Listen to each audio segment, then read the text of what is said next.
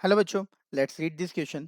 Question says let function f x equal to 2 plus cos x. एक function है x की real values के लिए।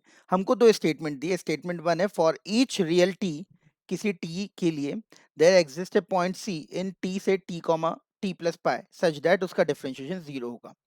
तो हमको ये बोल रखा है कि डेफिनेटली कोई ना कोई पॉइंट होगा टी से टी प्लस पाई के बीच में जहां पे डिफरेंशिएशन इस फंक्शन का जीरो होगा।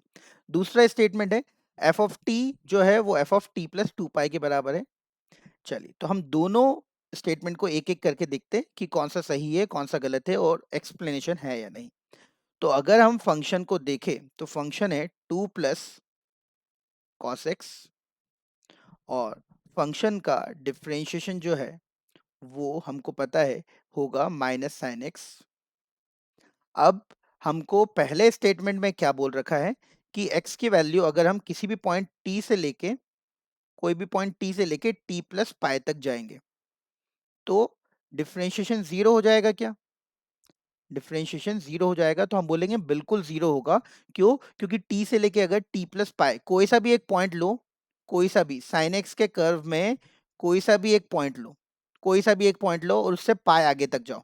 जैसे मैंने ये वाला पॉइंट लिया t, अब इससे मैं पाई आगे तक जाऊंगा तो अगर मैं पाई आगे तक जाऊंगा तो मैं यहां तक जाऊंगा, ये होगा पाई आगे तक यहाँ पे। तो यहां से लेके जब मैं यहां तक का कर्व देखूंगा तो उसका डिफरेंशिएशन एक बार जीरो होगा यहाँ पे।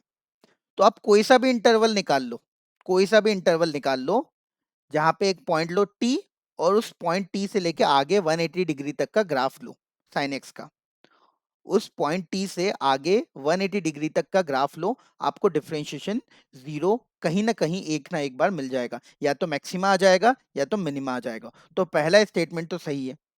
अब दूसरा स्टेटमेंट क्या बोल रखा है कि f of t plus two pi के बराबर है, तो बिल्कुल सही है दूसरा स्टेटमेंट भी। क्यों? क्योंकि फंक्शन जो है अपना पीरियोडिक फंक्शन है। ये फंक्शन कैसा है? पीरियोडिक है। पीरियोडिक है और इसका पीरियड कितना है? इसका पीरियड है टू पाई।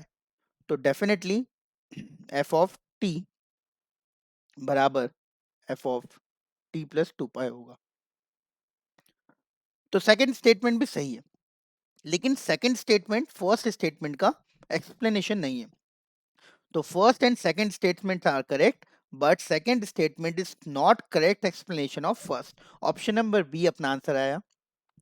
आई होप आपको समझ आया होगा। Thank you very much.